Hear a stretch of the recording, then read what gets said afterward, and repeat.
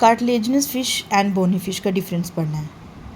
Cartilaginous fish का जो habitat होता है वो मोस्टली मैरीन होता है। मैरीन मीन्स जो समुद्र के पानी में ही रहती हैं।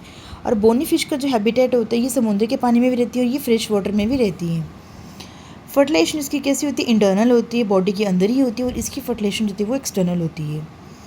कार्टिलेजिनस फ़िश के पास 2 डॉर्सल फिन्स प्रेजेंट होते हैं और बोनी फ़िश के पास सिर्फ एक ही डॉर्सल फिन जो होता है वो प्रेजेंट होता है। कार्टिलेजिनस फ़िश का जो माउथ होता है वो वेंट्रल साइड होता है और बोनी फ़िश का माउथ जो होता है वो टर्मिनल होता है। टर्मिनल मीन्स टिप पॉइंट जो होता है। इसमें जो बॉडी के ऊपर जो स्केल्स होते हैं वो प्लेकोइड स्केल्स होते हैं, जैसे कि रफ टूथ लाइक होते हैं। और बोनी फ़िश की बॉडी के ऊपर जो स्केल्स होते हैं वो सैक्लॉइड होते हैं, टिनॉइड होते हैं या फिर गैनॉइड स्केल्स होते हैं।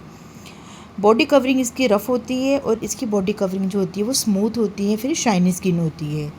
इसमें गिल स्लिट्स जो होते हैं 5 to 7 pairs of gill slits होते हैं, बट ओपरकुलम जो होता है वो नहीं होता है। ओपरकुलम का मतलब होता है जो गिल स्लिट्स को बाहर से कवरिंग की होती है, उस कवरिंग को हम बोलते हैं ओपरकुलम।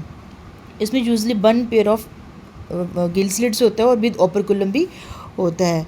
ये जो फ़िश होती है ये कार्टिलेज से बनी होती है और बोनी फ़िश जो होती है ये बोन से बनी होती है। कार्टिलेज क्या होता है? ये वो हड्डी होती है जैसे हमारी बॉडी की नाक की हड्डी होगी, कान की हड्डी होगी, ये जो फ्लेक्सिबल बोन होती है उसको हम बोलते हैं कार्टिलेज बोलते हैं। और बोन जो थोड़ी सी हार्ड एंड रिजिड होती है।